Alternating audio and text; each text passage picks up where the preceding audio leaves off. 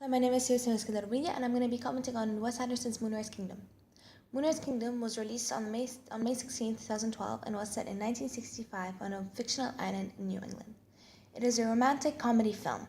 However, it's posted sticking to more generic conventions of being over-dramatized, such as other films are released at other romantic comedy films are released at such times, such as The First Time. It has a more subtle humor and a romantic tone to it. In addition to being a romantic comedy, it's also a coming-of-age film. The film is essentially about Sam and Susie, who are two 12-year-olds, experiencing their first love, and running away from their parents and the khaki scouts to try to be together. However, eventually they get caught. However, still happen to maintain a relationship. The main themes explored in this film are self-discovery, first love, dysfunctional families, gender expectations, and lovers on the run. The extract I chose to analyze begins at 40 minutes and 23 seconds and ends at 45 minutes and 23 seconds. This extract is when Sam and Susie arrive at the beach and set up camp, and it shows the interaction between them. I thought this was a very important extract, as I think that it establishes the basis of the entire film, as it truly shows the relationship between the two main characters. As previous to this, we've seen them travel together.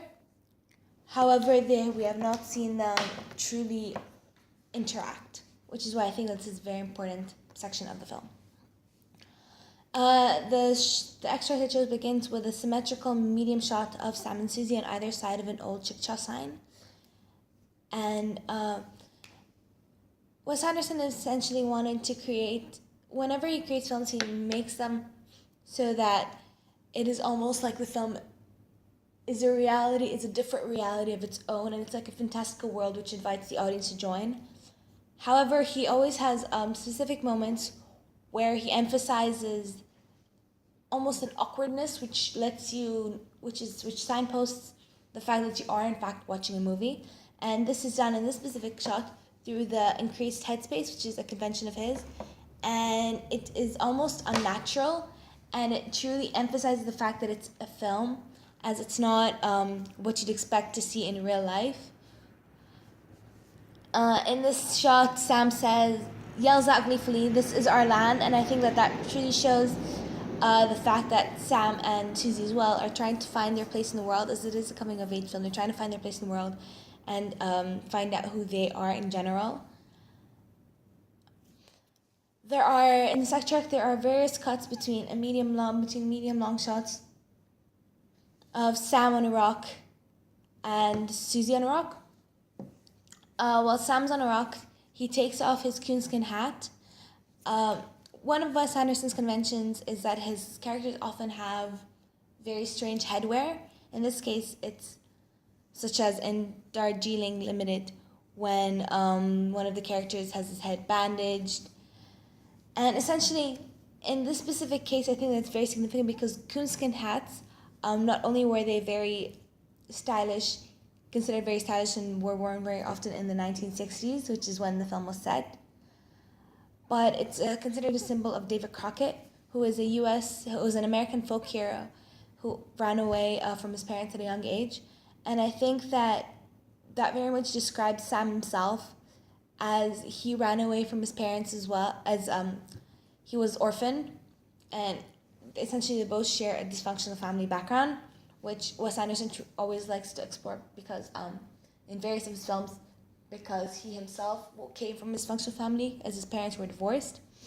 And essentially by taking off the coonskin hat, I think that it shows that Sam is finally setting himself free of having to live up to all these expectations and conventions, and he's decided that he no longer is trying to live up to the stereotypical hero persona or the stereotypical teenage boy or child in the 1960s. He's finally allowing himself to be truly him.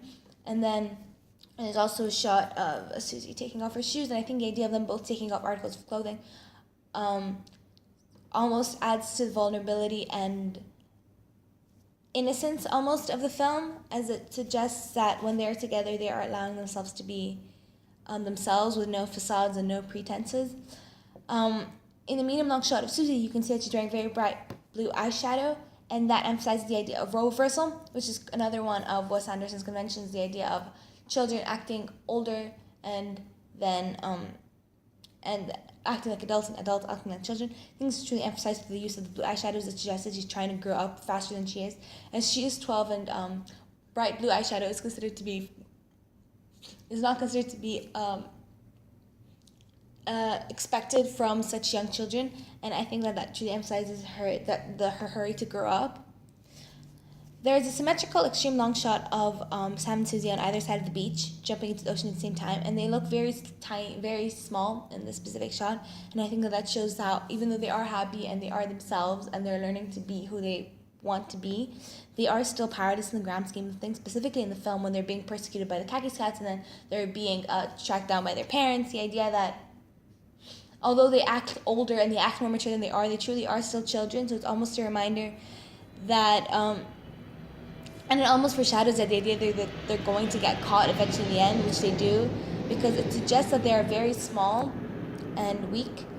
However, even with that, when they jump to the water, they're squealing, and it suggests that they are still very childlike, and it suggests that they are content, and it almost it's very nostalgic in terms of the idea of the first love, because they're very happy with who they are, even though they are isolated in a place where they don't know anyone, and then there's still that very sense of joy, which is very refreshing in romantic comedies.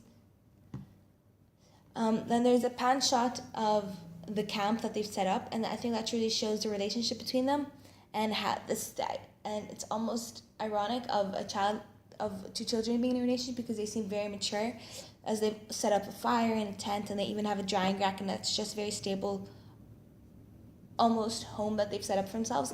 And I think that truly contrasts the dysfunctional families they both come from, with Susie's parents, with her mom cheating on her father and her parents having communication problems, and then with Sam being orphan. I think that truly contrasts and suggests the idea that they're trying to build their own little family so that they feel more accepted. And then this is also shown through the fact that later in the film, Sam and Susie are found in the tent cuddling, sleeping together. While there's a shot of Susie's parents sleeping on separate beds, and it suggests that they're closer together than their parents are. There's a shot of Susie lying on a towel in her underwear, posing while he paints her, and that it's very interesting that although she is typically in quite a sensual position and quite a sensual situation, there is no sexual connotation attached to it. It's very innocent, and it's once again emphasizing the idea of childlike love, because it at no point seems inappropriate. And then the idea of Sam painting her also suggests the idea of art within art, which is a trope which Wes Anderson likes to explore quite often, as he appreciates literature and theater and music and painting, which is why he always features them in his film a lot. Susie's holding a cat, which I think almost conforms to the gender expectations at the time of women being very motherly, as she takes care of this cat very much, and it's almost as if she's also creating a family relationship with him, with the little kitten, as she does not have a proper relationship with her family. There is the idea of art within art is further emphasized through the medium close-up of Susie sitting on a rocky mountain reading a book called Girl from Jupiter. And this books, Wes Anderson, throughout the books that Susie reads, he wrote the excerpts in them specifically, and then he got the book designs to be created specifically for the film, which is why I think it's very significant that the book she's reading is called Girl from Jupiter, and I think it suggests that she doesn't see herself fitting in, and she considers herself to be an outsider through, for example, the use of from Jupiter, the idea that she's almost an alien, she's alienated from everyone else.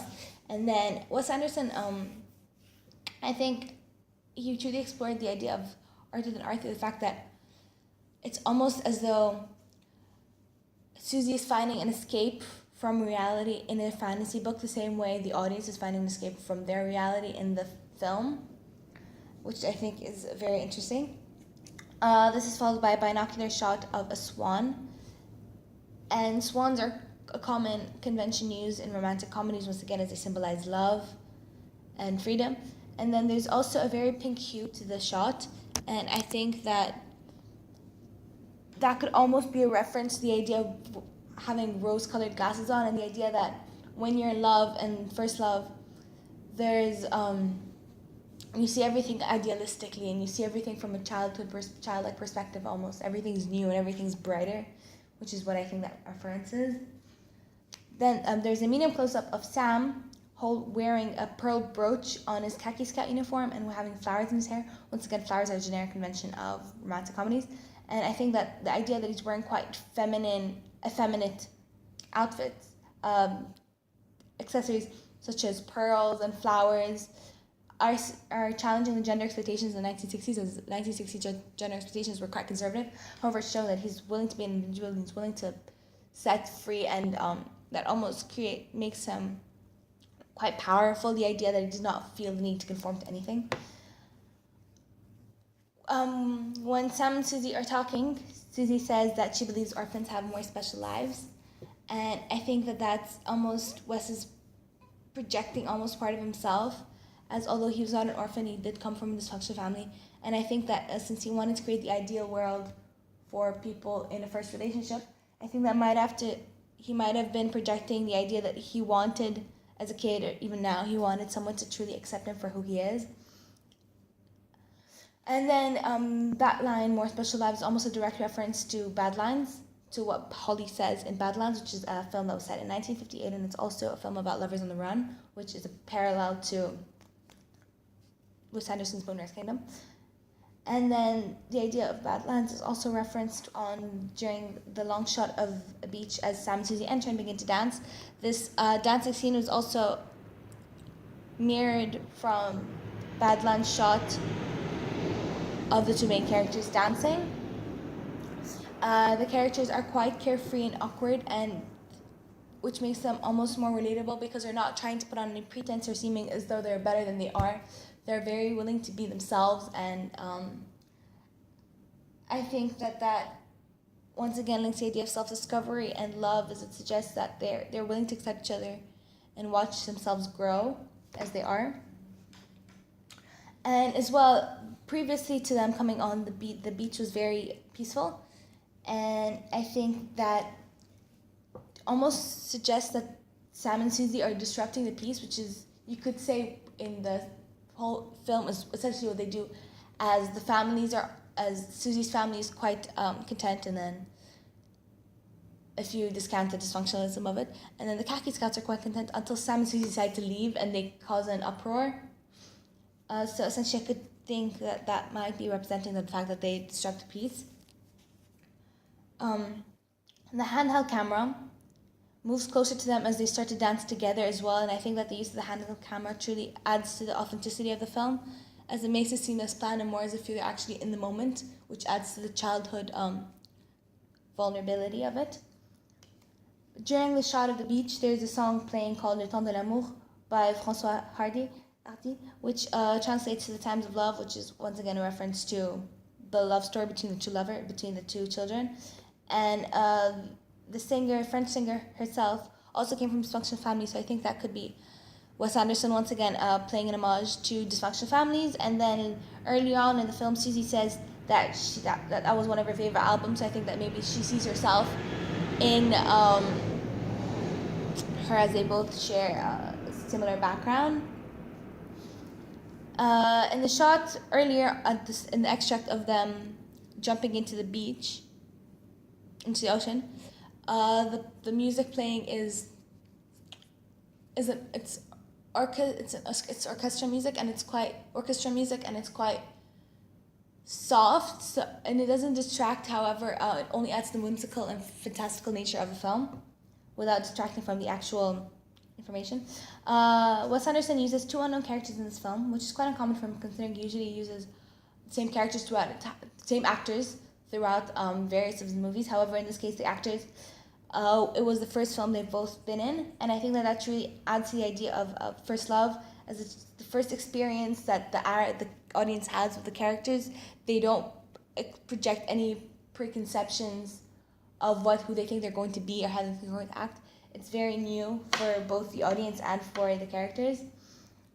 According to Philip Parker's 10 story types, I think the film would fall under the idea of the romance. However, as the film is essentially about two children falling in love. However, I think that's much more complex than that. I think there's a lot of also them just trying to discover themselves, and then there's also the idea of them trying to fit into their families and trying to challenge society. And I think there's a lot more to say than it simply being a romance film. This film is very similar to other of Wes Anderson's films, that they both explores dysfunctional families, which is a common trope in other films such as Royal Tenenbaums and Virginia Limited.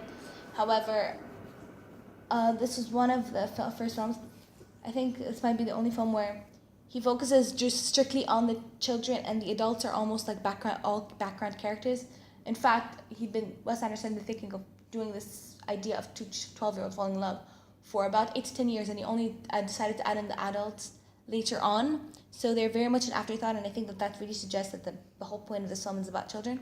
However, even though the film features children, and the rating was only PG-13 due to the sexual content, some smoking, and then the use of violence. Although it didn't have a very high rating, I personally think that the target audience was probably young adults or just adults in general, because I think that although children can enjoy the film, there's still lots of larger themes and sociocultural context which we needed to truly understand the impact of the film. The movie was quite commercially successful, and it was made on a budget of $16 million, and then in the box office made $68.3 million, which is quite a significant increase. It was also very critically acclaimed, as it got the #1 place on the top 10 list of New York Post, Oregon, The New Yorker, and it also won the Best Feature Film Award for Best Feature Film for the Gotham Awards. Overall, I think that this film was very successful in terms of portraying the idea of childhood love and almost creating a whole world of itself as well through the use of the color palettes, or the idea of Susie constantly wearing pinks and reds, and the idea of her being feminine and trying to grow up as well. I think that overall the film's stylistic features, in addition to the content, truly interact to create a world that truly allows the audience to be absorbed into it.